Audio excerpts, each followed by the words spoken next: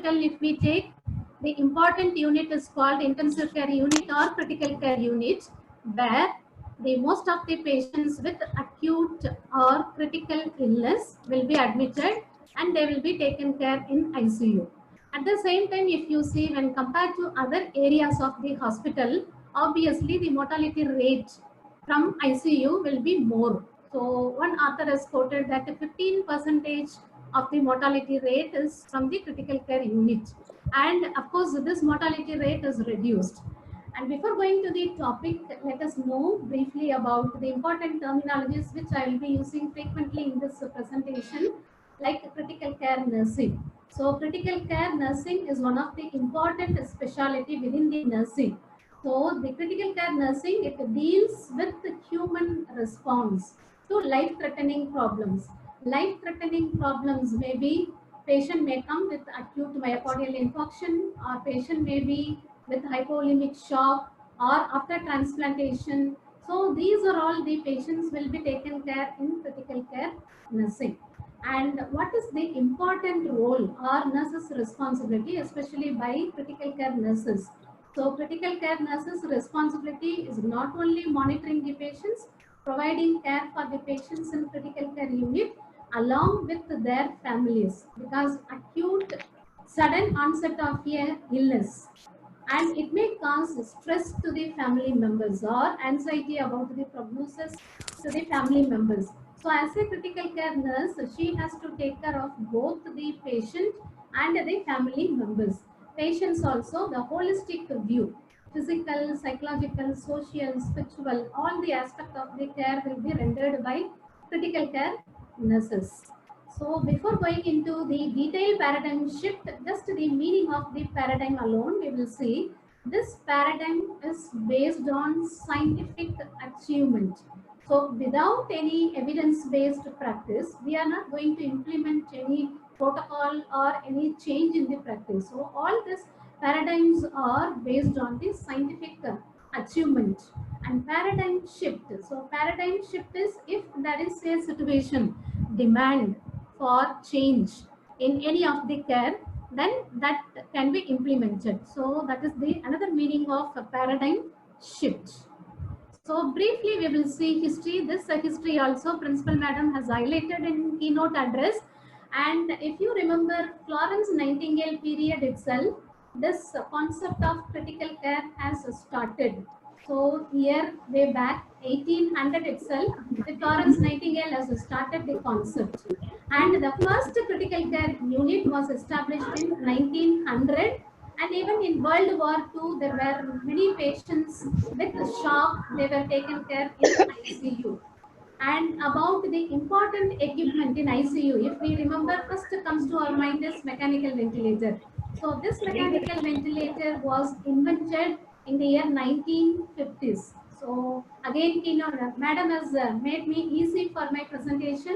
So 1950s only, after invention of this mechanical ventilator, there are a lot of innovation had taken place, and slowly we are going to see that also.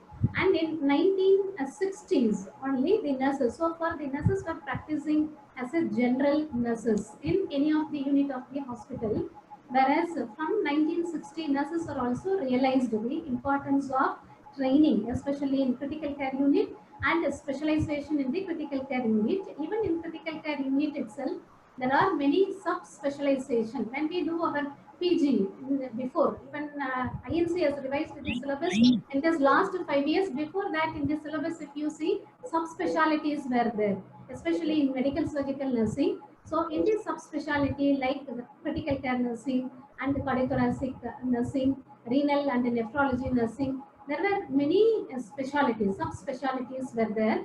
To highlight a few, coronary care, nephrology, even dialysis, these are all some of the important specializations started from 1960 onwards. But while establishing the critical care unit in the hospital, beginning there were only two ICUs were established. One ICUs is called the general ICUs. It is for the medical ICU. So to take care of the patient with the medical condition, either it may be the respiratory problem or it is with the cardiac or any problem, they were taken care in medical ICU. Whereas the surgical ICU both the preoperative as well as the postoperative patients were taken care of all various systems of body. So again, the further important history related to critical care. So critical care is diagnosis and management. As a critical care nurses, we are not only diagnosing the condition, we need to manage the life-threatening conditions. So to manage the life-threatening conditions, the constant monitoring is very important. Monitoring our assessment. Based on that, we will be able to identify and treat the patient before patient is going into the complications.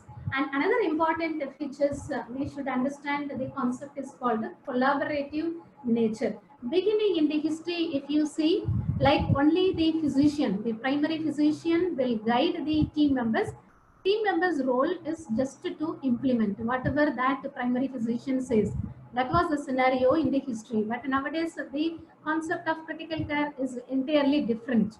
It is a teamwork or it is the collaborative care. Without the collaboration of various healthcare team members, starting from physician and the full-time intensivist, any ICUs or critical care unit are managed by full-time or resident intensivist. So physician, intensivist, nurses, physiotherapist, and dietitian, other allied health science personnel like respiratory technician and trauma care personnel. There are many other allied personnel are there. In abroad, they are calling this allied health personnel as physician assistant. So all this collaborative care or the management is the latest term used. So now before go to the discussion on paradigm shift, just we will see what is the important goal of ICU care. So as a critical care nurse, the important goal is to closely monitor the condition. So in ICU, all of you would have experienced, exposed as a student. If you are attending now webinar as a student, you will be having posting in the ICU and the faculty, even though from various specialty, so they will be having exposure in the ICU. So the important goal of the management is monitoring the patient. So at each patient bedside, monitor will be there. So continuously we can monitor the patient ECG, we can monitor the patient's blood pressure and SpO2. There are many other parameters we can monitor continuously, and that will help us in preventing the patient complication and treating appropriate time. And other important goal is to administer special kind of treatment. See, even though protocol guides the nurses, those who are working in ICU, we cannot give uniform treatment for all the patient because each patient, the etiology may differ and the diagnosis may differ.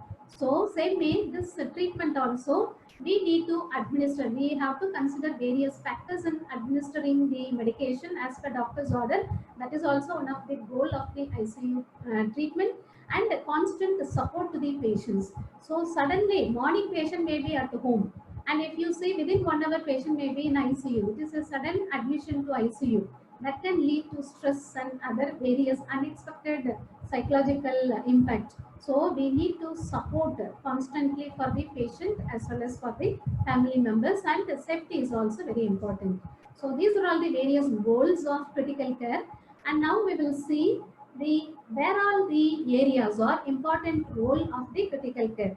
So if you see in the history also we have discussed as a staff nurse, whatever the care or the order is given by the physician, then the nurse will implement it. That was the scenario in the history. But now, because all nurses working in the critical care unit, they have specialized knowledge.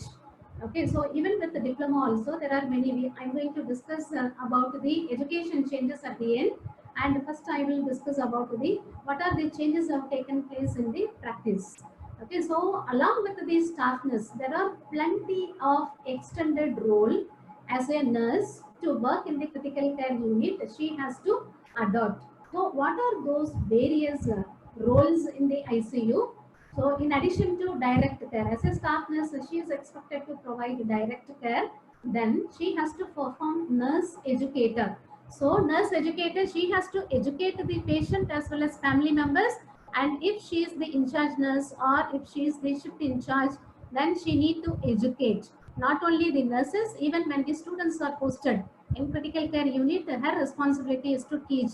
Being a nurse working in any of the teaching hospital their role is dual. They have to take care of the patient as well as they have to teach the students also. So nurse educator, then nurse manager. Nurse is the only person is coordinating the ICU. Primary physician and other healthcare team members, they will come attend the rounds and they will go off from the ICU. Whereas nurse only stays in the critical care unit 24 hours a day. So she has to manage. So nurse manager and the clinical nurse specialist. Nowadays, there are many subspecialties are coming up. So she has to render clinical nurse specialist and nurse practitioner. So nurse practitioner, I would like to give more importance later part of the presentation. And in Tamil Nadu, we have started this nurse practitioner program.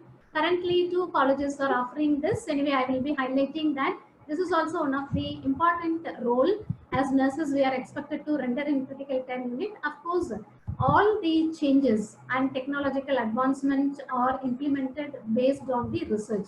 So as nurses, we are expected to again do many research either independently or in collaboration with the other healthcare team members. So again, critical care unit in history, they have highlighted that only in the starting there were 2 type of the ICUs, like medical and surgical. Whereas now, if you see later, based on the need emerged, there are many ICUs they have started. If you see adult ICU itself, either there are emergency room or neurological. Even in neurological itself, neurosurgery ICU and the neuromedicine ICU, then cardiothoracic ICU and coronary care unit and cardiac ICU separately, then burns. Burns also it's a separate unit, then theatre, post anesthesia care unit. All these are various intensive care unit now started to function. So as a nurses, they are expected to give care in this various setting. This is for the adult. Same way for pediatric also. Pediatric also has the critical care component. Either the child, newborn means it is called the NICU, neonatal intensive care unit, or pediatric intensive care unit. And other important areas are, especially from theatre, the patient straight away will not be shifted to the surgical ICU. So before shifting to surgical ICU, for observation, the patient will be shifted directly from theatre to post anesthesia care unit.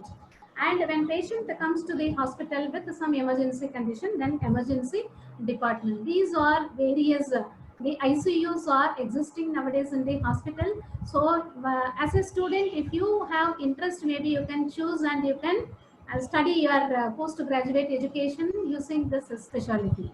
And again, we will see now what are the evolutionary paradigm shift has taken place in the critical care nursing practice. Later, we will discuss about in the education practice. This also was highlighted in the keynote address by principal, like small and closed unit. Those days, if you see, ICU means only maximum maybe 4 bedded ICUs. And all 4 bedded will not be having ventilator, maybe 1 or 2 ventilator. So, and easily other healthcare team members, they cannot enter into this closed unit. They have to press call bell, they have to wait, and they have to wear PPE. Then only getting or entering into ICU itself, there were a lot of restrictions. But now it is entirely changed. So we will compare those days how it was. It was very small, restricted, closed unit, and no visitors were allowed. Even in the movie, you would have seen family members, they have to see their loved ones or patients only through mirror. They are not allowed inside the ICU to go near to the patient bedside or to talk to the patient, and children also were not allowed in the ICU. Okay, so these are all some of the pictures I have taken to show how it was functioning those days. These pictures are kind of ICUs were functioning in the year 1960s. See how the nurses were functioning. This is one of the setting in the ICU. And even matron, when nurses are working in the ICU, matron used to come for rounds. You can see in this picture, and she is the matron, and other nurses are giving care. And during admission, this is the nurse station, and this is the patient in the critical care unit. Okay, so now you can see in this picture. So this is the latest ICU. Each patient bedside monitors are there and the ventilators are there. There are a lot of lines and there are plenty of equipments are used based on the needs of the patient. So it is more accessible for the healthcare team members, and the family members are also allowed because it is recognizing the importance.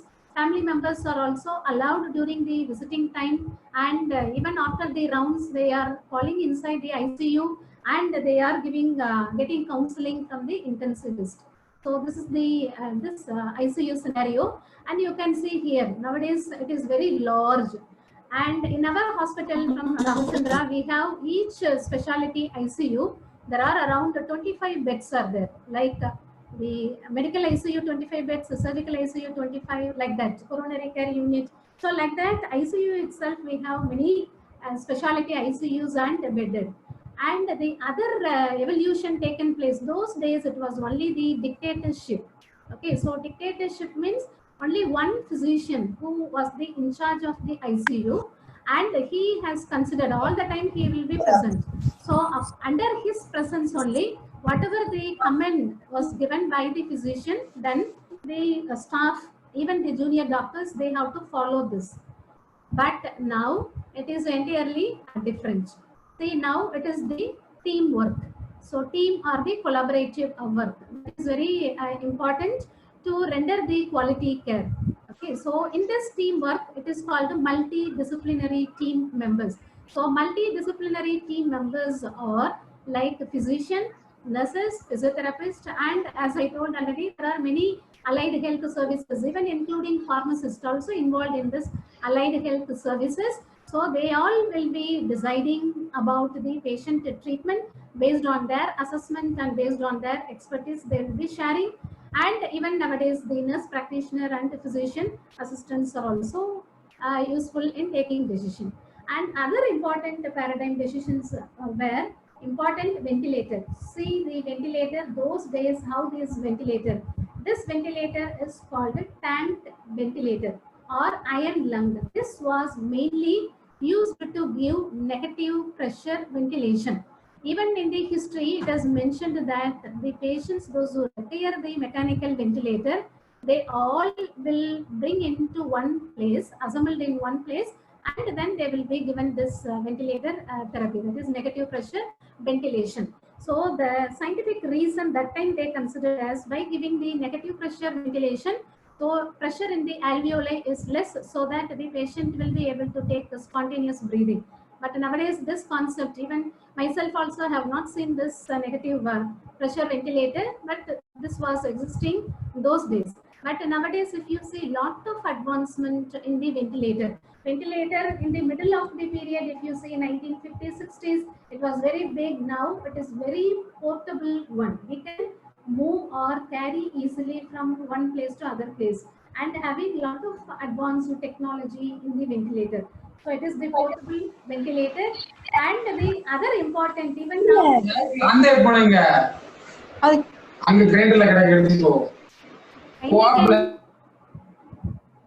your participants kindly unmute. Okay. So even in this COVID pandemic situation, we heard that shortage of the ventilator, because all of a sudden many patients were admitted in the ICU, and because of lack of ventilator, even they have identified this ventilator. So this ventilator, if you see, one ventilator can be used for 2 patients, because the number of patients were more, like in case of disaster or in case of a COVID pandemic situation. The adjacent picture also explains how both the patients can be used for with one ventilator. And another important changes, in those days, if you see, the monitoring was only intermittent. Maybe the vital signs was monitored whenever it is needed or 4 hourly once, and other parameters also only based on the need it was monitored. Whereas now continuously all parameters need to be monitored. Then only we will be able to identify before patient is going into any dysarrhythmias. Unless we continuously monitor the patient ECG, we will not be able to identify is there any ventricular fibrillation or any other shockable rhythm or not shockable rhythm. All this can be identified only by monitoring continuously. But instead of depending only on invasive ventilator, we can depend on less invasive. For example, pulmonary artery catheter. Those days, Swan-Ganz catheter used to measure the cardiac output. So now the use of this is getting reduced. No need to depend because it is an invasive procedure. Any invasive procedure, it causes a lot of complications starting from infection and other complications. So maybe we can depend on other non-invasive technique like using the echo, or even cardiac output can be calculated using the stroke volume and the cardiac heart rate. So like that, we can depend more on less invasive procedures than the invasive procedures. So there are plenty of technology, because technology itself we can talk for many days together. Because of shortage of time, I will be focusing this technology. There are many areas technologies have implemented. For example, direct nursing care delivery technology and indirect nursing care delivery technology, and nurse protective devices, and remote patient monitoring, patient protective devices, and patient assistive devices, and patient assessment monitoring and surveillance. So we will see briefly what are all the technology used under these headings. For example, direct nursing care delivery technology. So in direct nursing care technology, the important, the latest technology is called the barcode medication administration. So now earlier, if we see, we have the doctor will prescribe the medication and it has to reach the pharmacy, then getting medicine, that itself will take the long time to administer the medication. But now it is very easy, e-prescription. The doctor can enter the medication, whatever the medication, using the barcode, and it will reach online to the pharmacy, and the medication will be dispensed into the ICU. Within few minutes, the needed medication can be administered. Again, no need to write patient name, hospital number. Once if you show the code, barcode, then automatically it will get all patient details. Then same way, the other, there are many are there. Anyway, I'm not going to explain all, like IV tubing and feeding pump, NG tube, endotracheal tube, and the tracheostomy tube, then traction, even the crash cart, then urinary catheters, ostomy appliances, and suction equipment, and then SpO2 monitoring, dressing. So all this will be directly helping the nurses. And other technological are also used in rendering the indirect nursing care. So what are the other technology used, like robotics? So robotics, even in this COVID pandemic situation, we heard Rajiv Gandhi Hospital also, they used robots to deliver, to supply food and medication for the patients, and it was helping the nurses. And in our Ramachandra, robotics was implemented in the year 2000 itself in Neuro ICU. This robotics were helping the nurses in the neuromedicine ICU. So for many years, these robots are used as an indirect nursing care. And other latest technology used indirect nursing care or computerized staffing system, duty roster of these staffs. So this is also computerized. So if they want, they can apply online their duty roster. And other things are inventory. So inventory also, each floor by each ICU, they have given date and time. So they can just enter, and in charge can click, so it will reach and they will get the inventory. Like that, other latest devices for the nurse protective devices, all PPEs, latest PPEs starting from N95 respirator, or the surgical mask, gloves, gowns, and sanitizer dispenser, and patient transfer device. All these are used for to protect the nurses. And other even latest technology used in the monitoring is called telemedicine or telehealth. And again, it is one of the important upcoming specialty, because hereafter, after this COVID pandemic, we foresee or we expect that follow-up patients no need to come to the hospital. So they can be either at their home, or they can come to the primary health center or community hospital, and from there the critical care or intensivist person can see and assess the patient findings, and they can give treatment or education or whatever is needed. And other patient protective devices or beds. Bed itself, there are many changes have come, including mattress, alpha mattress to prevent the pressure sore and fall alarms, and hand rails, especially in the patient rooms. And other assistive devices used are, other than the robotics, some of the trapezy bar, especially for ortho patients or geriatric patients, and bedpans also. Those days it was only available in enamel or stainless steel. Nowadays it is very disposable and easy, comfortable one for the patient, and wheelchair, then the prosthetic limbs and orthotics. So there are a lot of technological advancement in taken place in all these areas. And the other areas, especially for monitoring and the surveillance, it is one of the important role of critical care nurse. So telemetry, as I have explained in the previous, so the tele nurse can monitor the patient, do the physical assessment, and she can enter all the data. So based on that, the decision can be taken. And the bedside monitoring and ventilators and video surveillance, stethoscope also. There are latest stethoscopes are available, especially in teaching institutions. Simultaneously, teacher also can have one, there will be one diaphragm and bell, and two earpiece will be there. So simultaneously, especially if they want to teach the students uh, about the heart sounds or the lung sounds, teacher also will be having one earpiece and student also will be having one earpiece, and it can be simultaneously the teacher can teach. So like that, stethoscope also, there are latest advanced technologies are there, even sphygmomanometer, digital one from aneroid, and thermometer also. The individual thermometers are now used for each patient, and there are a lot of technology used to, especially for diagnostic tests like otoscope, ophthalmoscope, and the pulse oximeter. Pulse oximeter in this COVID situation, even very small one, even at home patients can, it is cost around 2000 rupees. They can just monitor the SpO2 using probe alone. No need to use the full pulse oximeter. And patient identification, again, electronic medical records. It is one of the important technology. So in electronic medical records, only using the patient hospital number, anywhere in the hospital, the patient details can be accessed by other healthcare team members. So for example, primary physician, by sitting in his office itself, he can able to access what is the today's ABG values and what is all other parameters will be seen, or what are the medication patient is getting. All things will be feeded in this electronic medical records. And other technology used for communication. Again, electronic medical record, one of the important purpose is to communicate about the patient condition to other healthcare team members, and for ordering also this electronic medical records are used. And communication devices, maybe when patient is going for code blue, anyway this code blue is not applicable, so I'm not going to discuss about the code blue, to call or to inform the patient or the primary physician.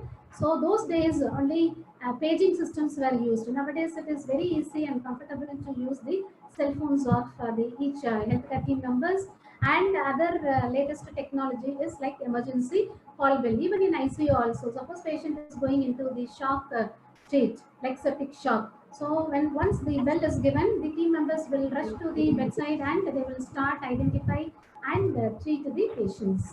Okay, then other latest technology, especially used for the nurses to render the direct nursing care, is called ECMO.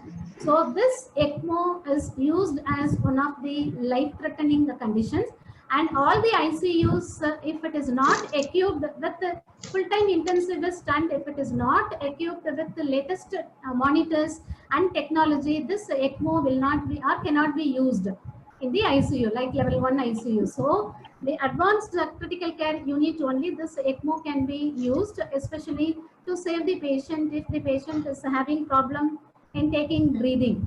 Okay, so when patient is having a multiple organ dysfunction syndrome or shock or massive attack or hemorrhage, in these conditions, this ECMO can be used. And another important, the latest technology used is called the, generally position is very important for the patient. Okay, so while giving feeding also, positioning the patient is important to prevent ventilator associated pneumonia, or specifically aspiration pneumonia. So how we can position accurately? So far we are not using any scale to say that patient is now placed in 30-degree angle or patient is placed in 45-degree angle. So approximately we use, okay, this is supine position or semi-Fowler's position. Latest is this angle, using this meter is used to measure the angle so that accurately we can prevent the aspiration pneumonia during the feeding. And other latest technology used in ICU is called IPC, that is intermittent pneumatic compression. This is also used for all the patient, especially to prevent the DVT, deep vein thrombosis. So there is a separate assessment checklist is there. Every shift the nurses are expected to fill this checklist, and based on that, if the patient is risk to go for GVT, then the patient will be used this intermittent pneumatic compression, so that the blood clot is prevented. And there are other medication like heparin is also used to prevent DVT or as a prophylactic measures. And one more latest technology used in direct care is called the pupillometer. This pupillometer especially used to measure the pupillary light reflex. So far just we were using only torchlight, whether pupils are pinpoint or dilated. But this pupillometer, it is used to measure the pupillary light reflex. It has dual purpose, not only to assess the pupillary light reflex, even it is used when the patient is having some problem with related to the eyes, then this pupillometer is used. It can be connected using the Bluetooth, and we can, like electronic device, we can use this to assess their visual stimuli in ICU. So these are all the lot of technologies used to render direct nursing care in critical care unit. Other than that, there are plenty of technologies are also implemented with related to the information. So that is called the information technology. So this information technology, the reason for implementing this information technology is to mainly reduce the error, especially medication error. Even one research, RCT, they found that even with the use of information technology, there were about 76% of the medication error, and they have reported in RCT. So to reduce this, again using information technology, also there are chances for the error to occur, but using our critical thinking and the judgment. So always critical care nurses, they are expected to use higher level of the cognition, like the judgment and the assessment using critical thinking. All it is very important while using information technology or other technology. So this information technology, again, main reason is to reduce error and reduce some drug interaction error also. So how this can be reduced is by giving e-prescription, e-prescription or electronic prescription. If the handwritten prescription, then there are many chances for the error to take place. So now it is all digital one. So the physician or the anesthetist, they will be writing the prescription in the electronic record, medical record of the patient. Directly it will reach the pharmacist, and they will give the medication, so that the medication error is reduced. Even a lot of studies, drug trial, they have proved that after implementing this information technology in the medication administration, they could reduce the medication error. Okay, so same way, there are other important technology also used with regard to laboratory values, because in ICU, either the intensivist or nurses, we totally depend on the lab values, especially electrolytes, whether what is the now, is there any change in serum potassium level, whether patient is having hypernatremia or hyponatremia, or whether patient is having acidosis or alkalosis. So we completely depend not only with the other diagnostic tests, so even we depend on the laboratory values. So in this laboratory values, once the blood sample is sent to the lab, in case if the patient values are very critical, critical values means if it is within normal, then normally the result will be given to the ICU. If critical means extremely high or extremely low, it is called the critical values. So from lab itself, they will call the primary physician, and they will tell this patient is having the critical value. So immediately they will rush, and within few minutes they could correct. So that is also one of the important the information technology. And same way, imaging. So again, like the laboratory values, even we depend on the imaging. For example, chest X-ray and USG, CT scan, MRI, there are many, or ventilation perfusion scan. So all these are imaging examples. Even though ICUs, all ICUs mostly bedside itself X-ray machine will be there. We can take X-ray, but about the other imaging, the diagnostic test, once it is taken, then they fill in, the primary physician can access, because if waiting for the interpretation written by the radiologist, and to reach the ICU, it takes some time. So they identified that. So to minimize that time gap also, only imaging, as soon as the imaging is taken, then the primary physician or intensivist, they can access that film, and based on that film, they can diagnose and they can plan the appropriate treatment so that the mortality rate also have come down. So these are the examples for the information technology, and other technology is called automated dispensing machines. So automated dispensing machines here, again, the drug calculation is very important in critical care unit. The doctors prescribe, give 10 mics or 15 mics, but even though after double check, all medication will be administered in ICU after double check. One with the shift nurse and doctor also has to check before administering any drug in the ICU to the patients. But even then, there were a lot of errors. So to minimize that, this automated dispensing machines, so we can feed what is the ordered dose and what is the available dose, so that the machine can give the what is the medications to be given. It is called the automated dispensing machines. And the another one, even this is extended to the ward. Like for example, ward pharmacy itself, they are calculating and mixing, and then they are sending the drugs to the ward to minimize the drug error. Again, even though we have many information technology and other technologies used, and see this picture, see, based on the computer, I need to back up your kidneys and your liver. So as a critical care nurse or as a physician, based on our assessment findings, completely we cannot take decision only with the machine. Sometimes the machine also can do some errors. So we need to check and we need to use our judgment. And other technology used in critical care unit recently is called electronic medical record or EMR. Earlier, if you see, thick, big case sheet will be there, and those case sheet will be kept in the rack of the each ICU. And during rounds, they have to take the case sheet, and it will be kept in the bedside for physician to attend.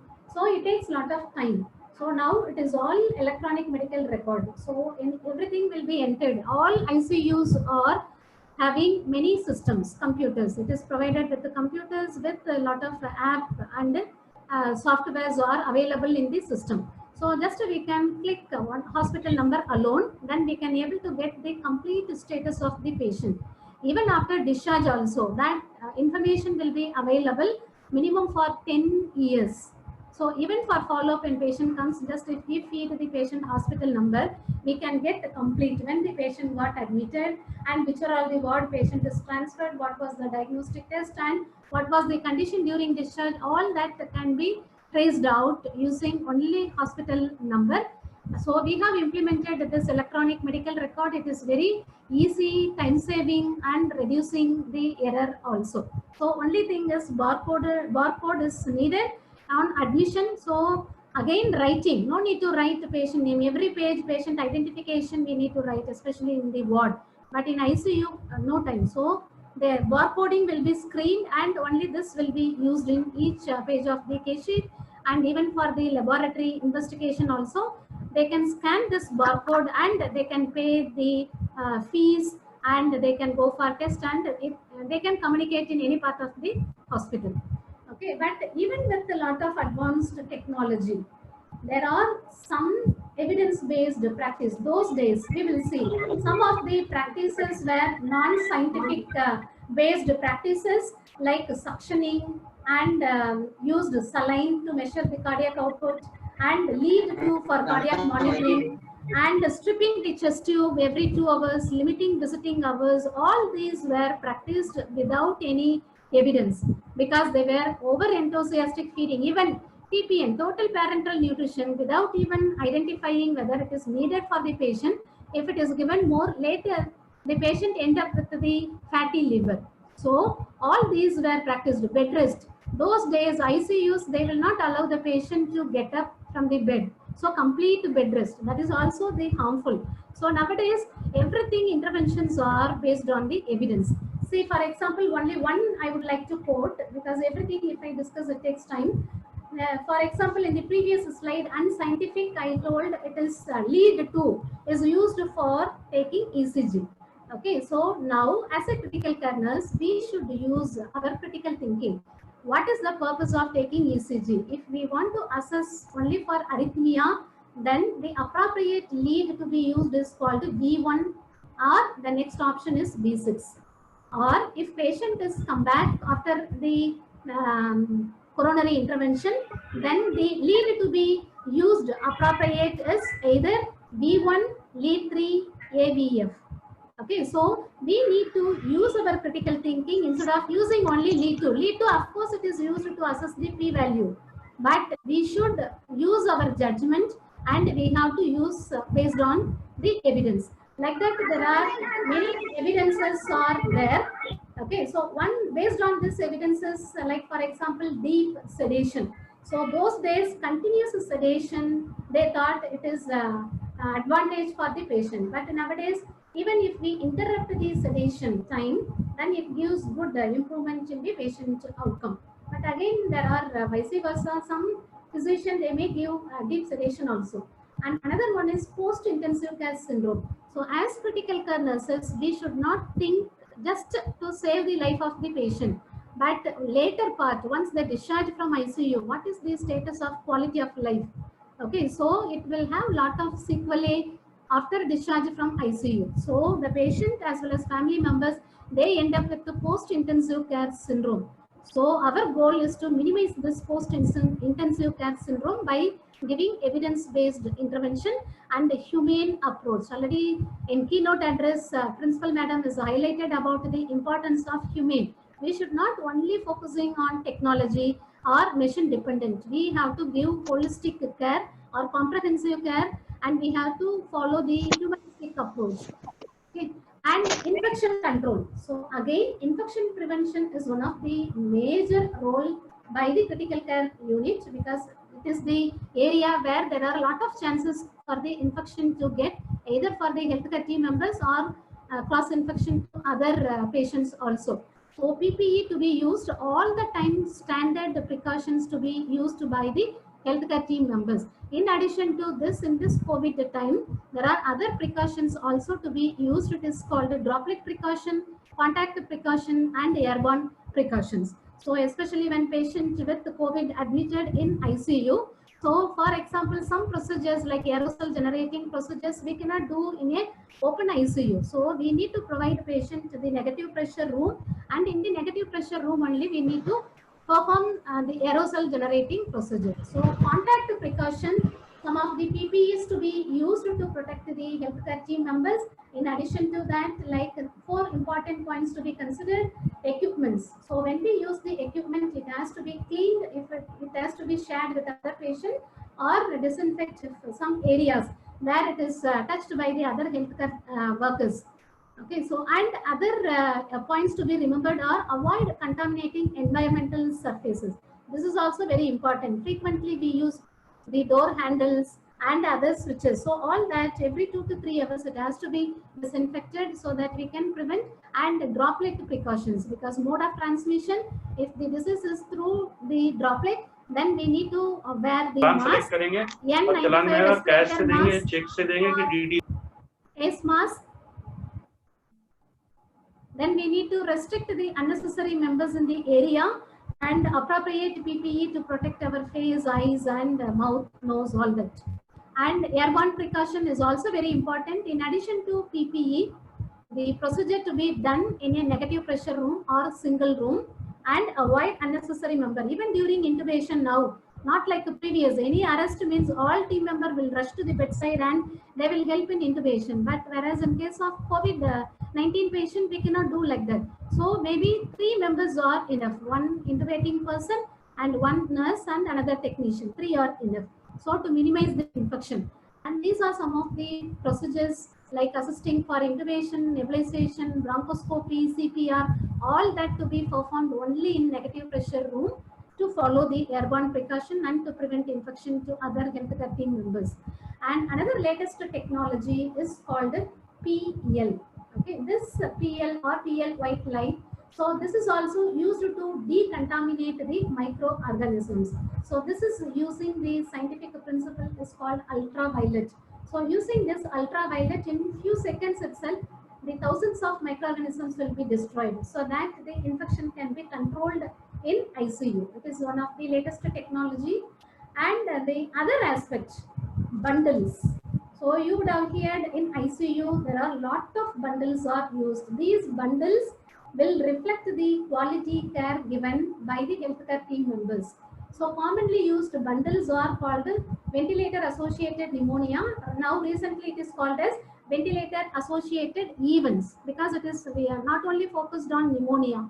There are group of the events. So it is called the VAE bundle, then central line bundle, severe sepsis bundle, then CLABSI, central line associated bloodstream infection, surgical site infection, HARTI commonly used, and ABCDEF bundle. So why these bundles are established or implemented in critical care unit, or these bundles will follow minimum of 3 interventions to maximum of 5 interventions to prevent the conditions.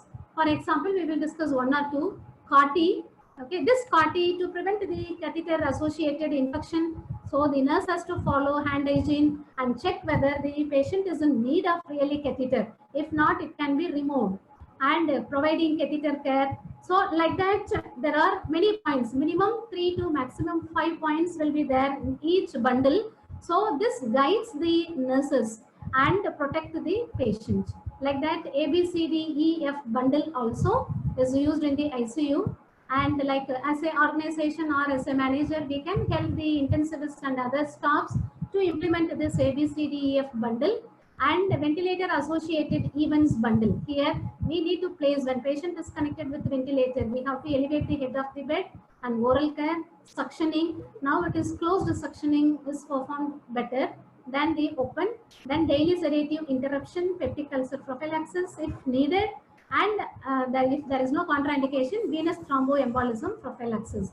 So these are some of the guidelines for the nurses to prevent the ventilator associated pneumonia. So every shift, this bundle will be filled by the nurse who is taking care of the patient at the bedside. So again, in the sedation also there are changes. Either the patient will be given prolonged deep sedation. I think someone is changing the screen. Participants kindly check. Okay, so RCT proved that sedation interruption also is having benefit, but it depends on the institution protocol and alarm system. So alarm system, there are a lot of innovations, like patient is going into septic shock. So alarm will be given, team members can go to that bed and they can help in treating the patient. And there are other alarm system, already it was discussed, like laboratory test values and the assessment of the patient.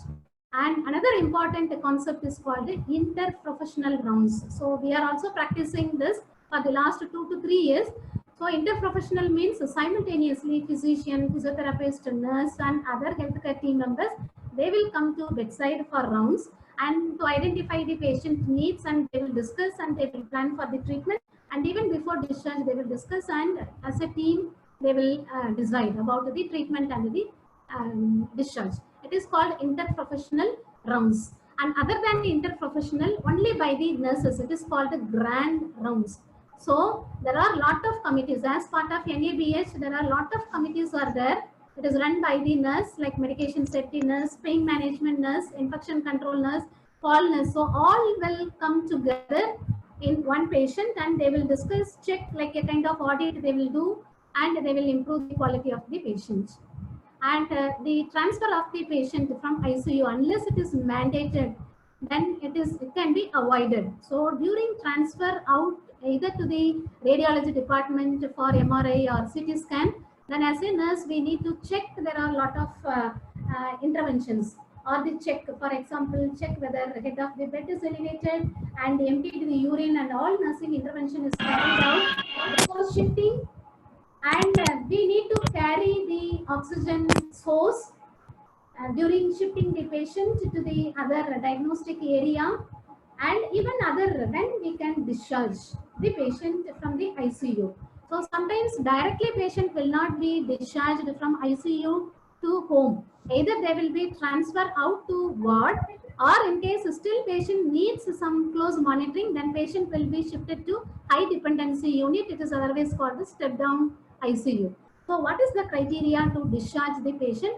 Like stable hemodynamic parameters, stable respiratory status, oxygen requirement is not more than 60, and patient is not requiring any inotrope support, or there is no controlled cardiac dysarrhythmias and the neurological stability is in control, then we can discharge the patient to ward.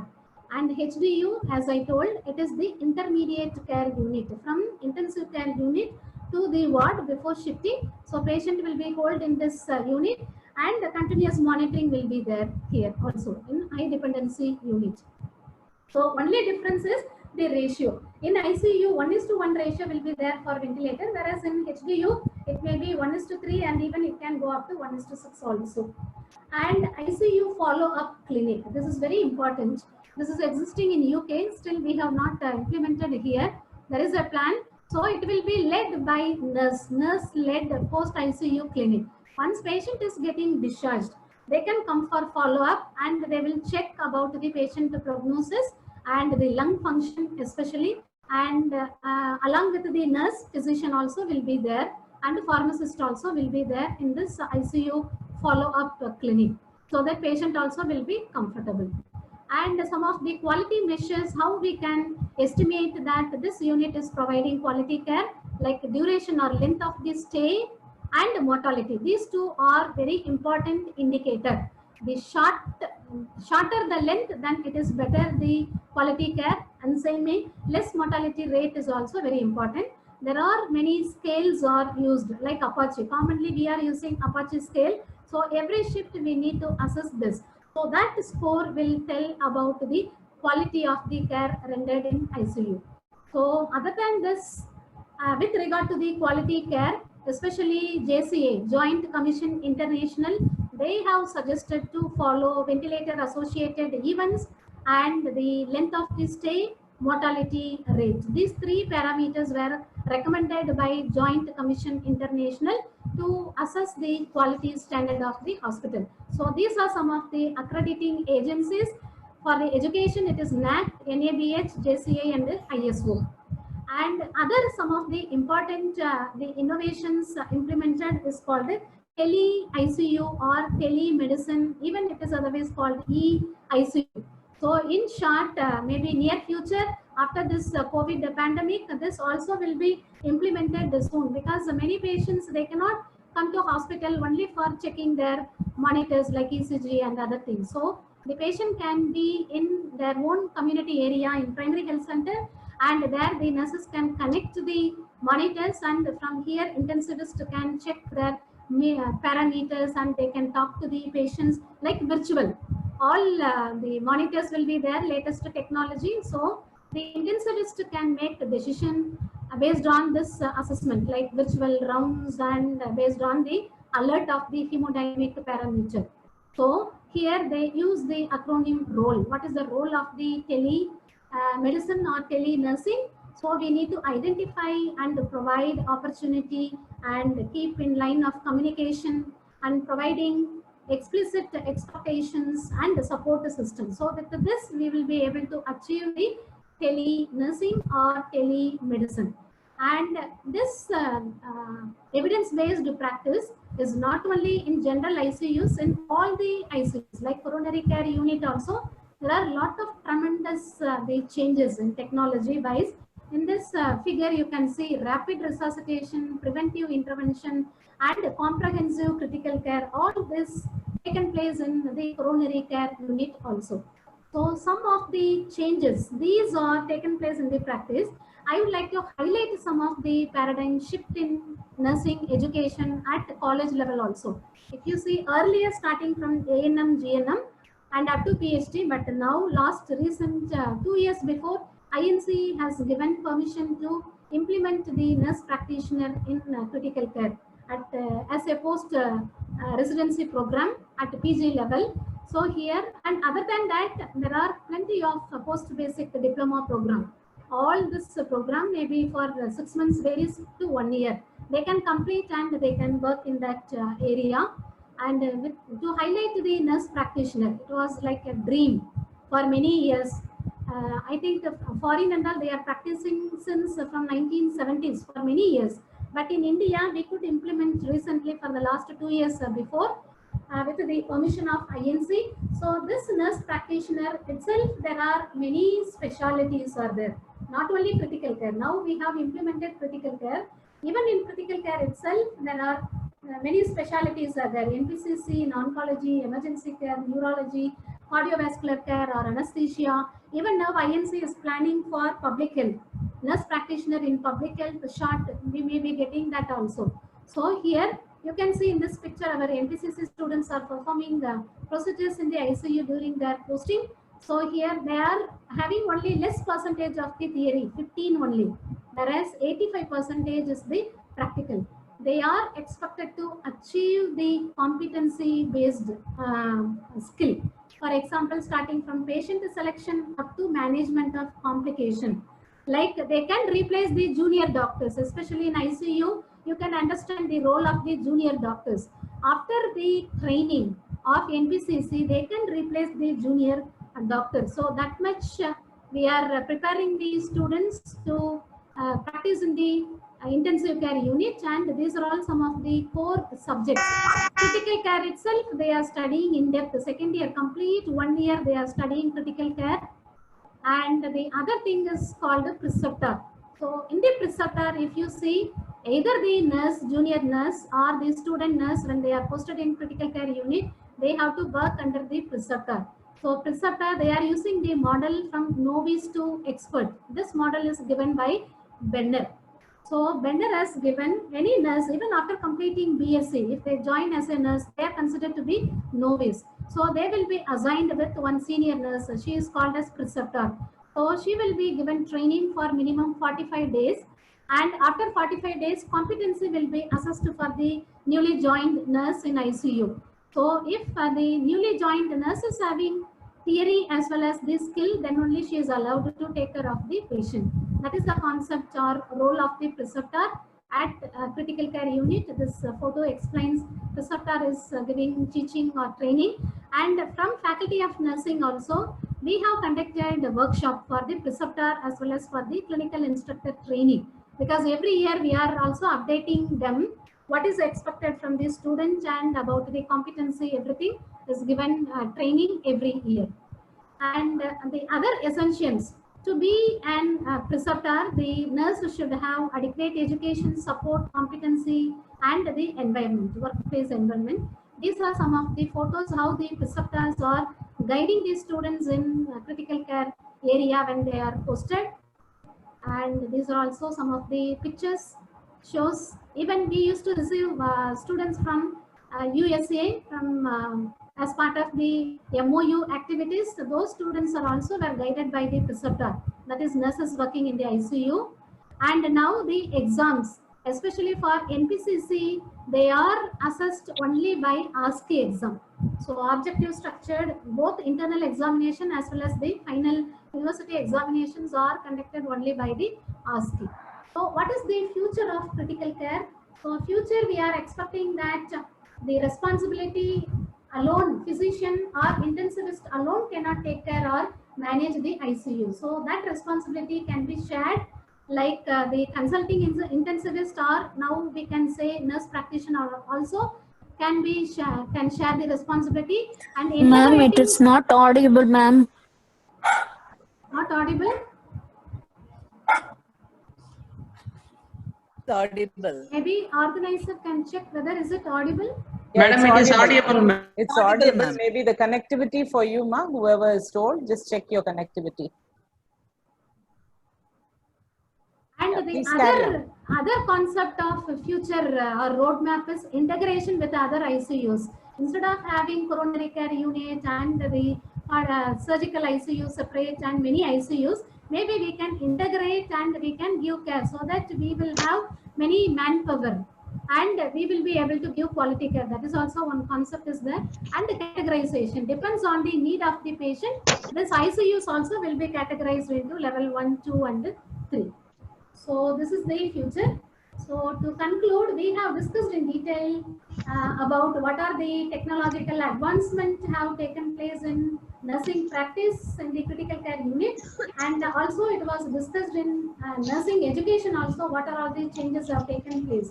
But with all this, it is important responsibility of the critical care nurses to use their clinical judgment, and they should have keen interest and motivation to update their knowledge. That is most important, because every day or the other day, if you see, there are a lot of technological advancement will be there, especially in ICU. So if the nurses are not updating or not having interest in learning or developing skill, then it is very difficult to work in the ICU.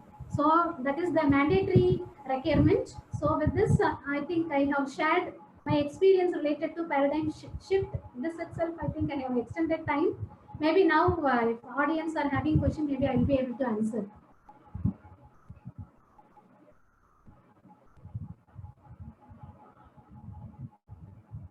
Thank you.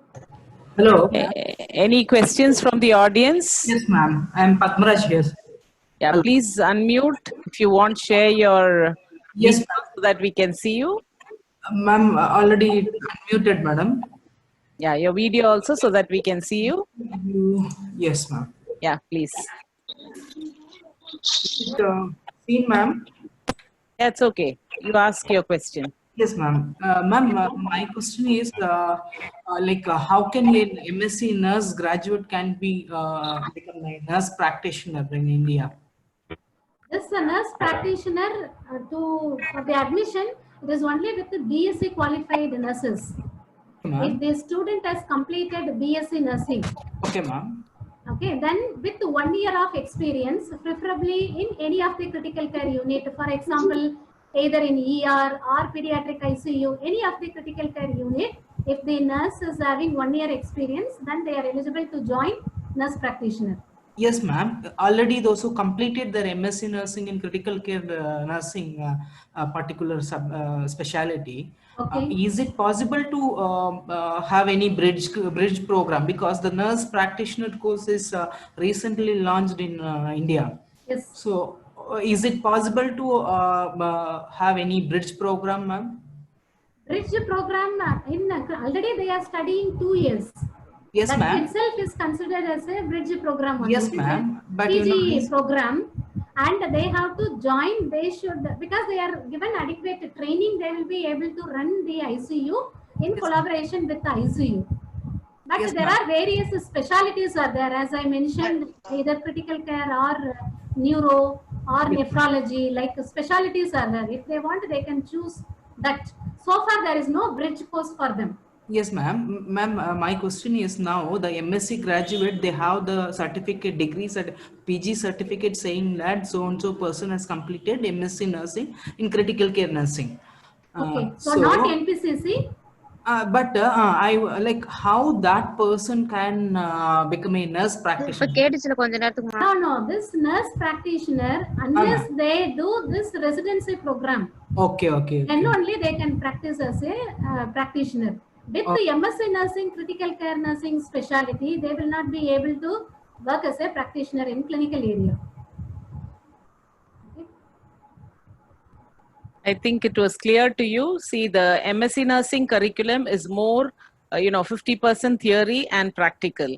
Whereas the nurse practitioner program, you have very less theory and the theory is inbuilt into your practical.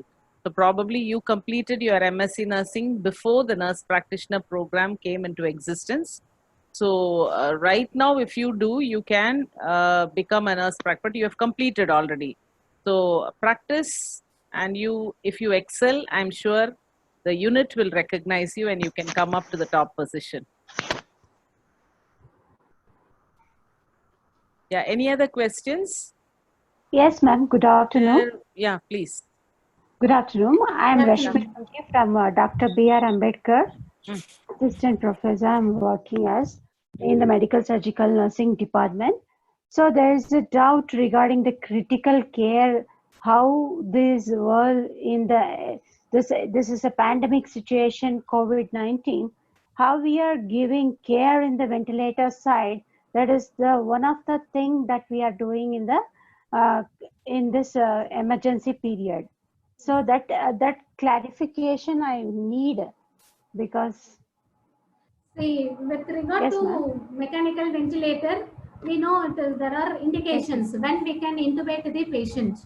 Okay, like if the patient, the GCS is deteriorating, there are criteria are there, are indication. Respiratory rate goes beyond 35, like indication. So if this COVID patient, before going to that indication, first initially based on our assessment, SpO2, if it goes less than 94, because WHO target is to keep the SpO2 from 94 to 100.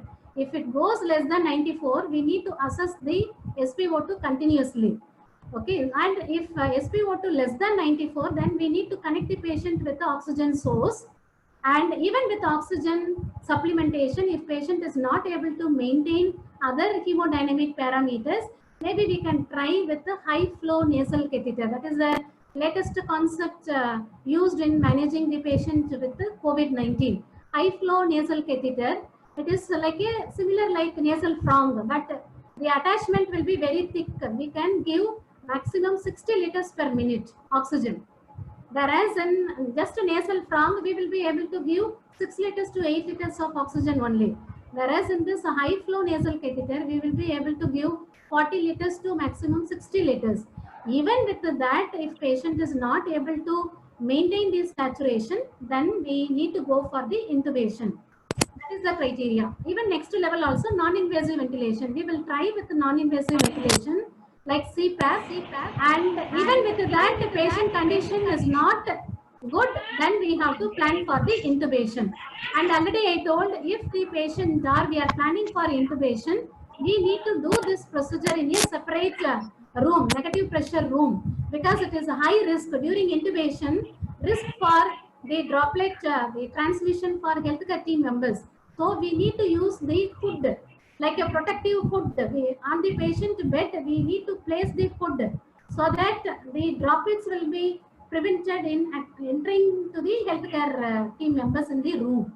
These are some of the techniques we follow, especially taking care of the COVID-19 patients. Yes, thank you, ma'am.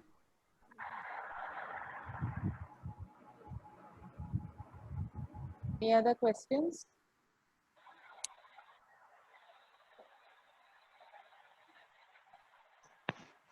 Audience, any questions? No, ma'am. Yeah, now some of you have asked question about your e-certificate. So kindly check into your chat box. Once again, I will just ask the Dr. Kavita to post the feedback form. So kindly fill in your feedback form, and within a week's time, your e-certificate will be delivered to your email. And some of you have asked whether you will get an update of further webinars. We have some more webinars organized by Madras Medical Mission. I just want to correct one thing is some of you have mentioned as MMC. It is Madras Medical Mission. It is a mission-based organization. So it's Madras Medical Mission, College of Nursing. And a few other webinars in Madras Medical Mission name, organized by various departments, will be coming up. So we will be sharing the information to you. You can kindly join.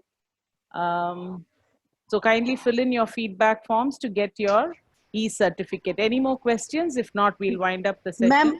Ma'am, excuse me. Yeah, please. Myself, Usha Malik, Associate Professor, Department of Nursing, Alia University. Yeah, I had a question, not the question, but the doubt. There was a pretest question for that in the round, who will be excluded from the team? Actually, the right answer was skin nurse. But and the quality nurse who has written the skin nurse, actually, you are asking that skin nurse will be in the team and quality nurse will be not in the team. So, ma'am, generally, actually in our ICUs and others, we worked, quality nurse is there. She actually looking after all the aspects of the patient's quality. means in terms of the documentation, in terms of patient care, attitude, back care, foot care, every aspect. So here I have a bit confusion. That's why I'm raising the question. If you don't Okay, mind. okay. Thanks for this query. Actually, this round is practiced here in our hospital. So during that round, all this specialty nurses, they will come together and they will check a kind of audit. This quality nurse, they also will come, but not during this grand rounds. Yes. From quality office, they will also come on their own time in a different schedule, and they also will do audit. That is why the answer key has given like quality nurse. Okay, it may be happen from hospital to That is hospital. also right only. Quality nurse also will come for rounds, but not along with this team members. Okay, okay. Thank you so much, ma'am. Thank you. you. Okay. And feedback, where we will get the link? Yeah, feedback. Yeah, we'll post it. Dr. Kavita, could you please post the feedback once again? We'll get in the mail or link. Yeah, you will get it in the chat box. So you can just click on that. You'll have to again answer a few questions and put in your feedback there to get your mail. Okay, okay, okay. Thank you so much. Thank you. Yeah, yeah. Any more questions?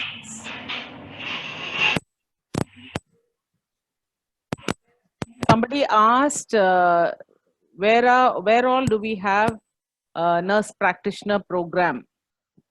In Tamil Nadu, right now, Savita has started 2018, and Sri Ramachandra Srigar started from 2019. So 2 places, whoever has asked the questions in Tamil Nadu, 2 institutions, that is Savita Medical College, College of Nursing, and Sri Ramachandra, both in Chennai. There are many North Indian participants. It's in Tamil Nadu, Chennai. Hope I have reached out to everybody. If I have missed out on any questions, kindly ask questions and clarify your doubts. We don't want to go out without answering your questions. Excuse me, ma'am. Good afternoon. There's one query. Just Yeah. wondering if ma'am would be able to share this PPT content, please. It is very informative. That's the reason why. Okay, thank you. Okay, ma'am. I will send it to organizer. Maybe Yeah, organizer please. will be able to share. Okay. Thank you so Thank much, you. ma'am. Thank you you. very much. Yeah. Any more? Over to Dr. Kavita for her vote of thanks. Thanks.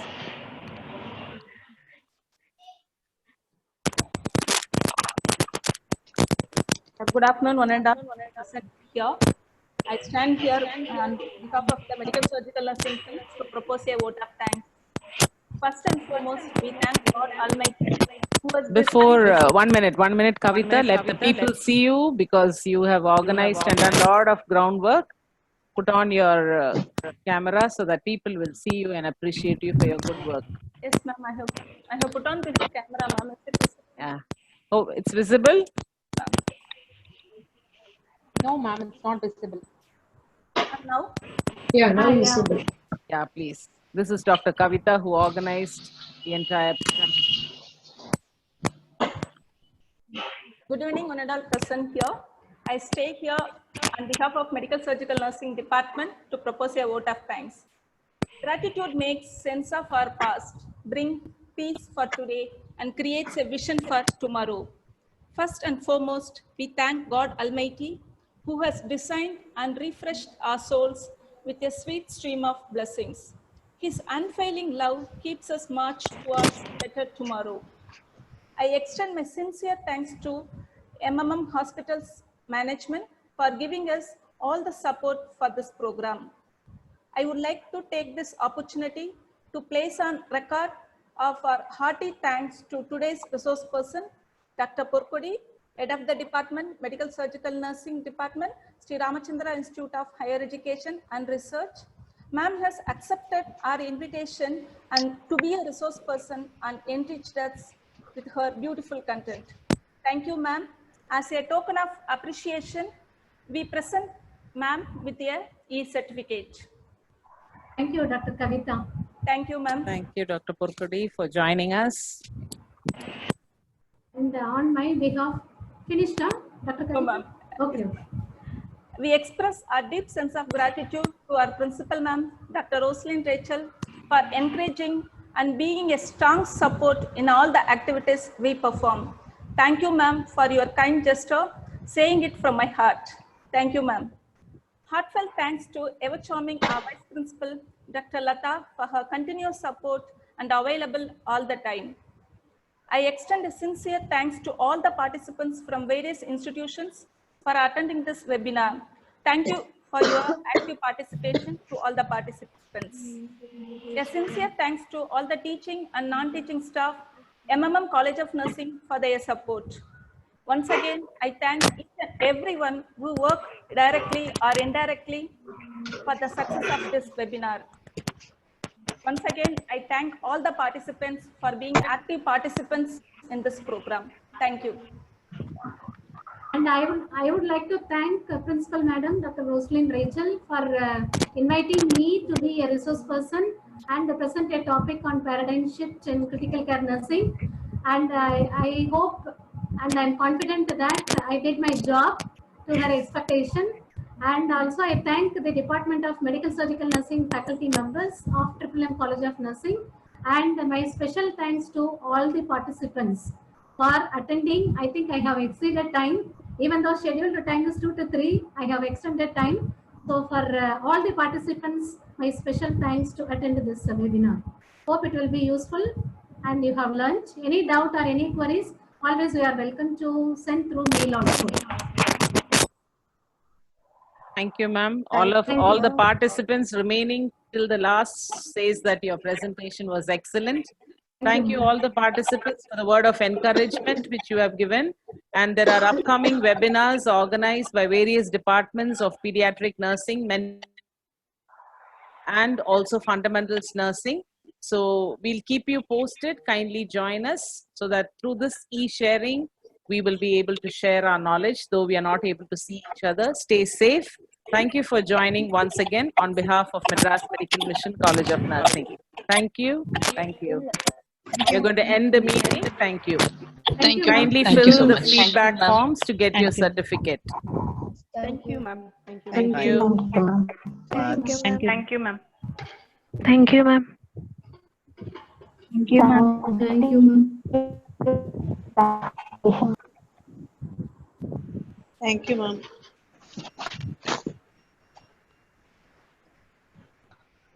Thank you, ma'am.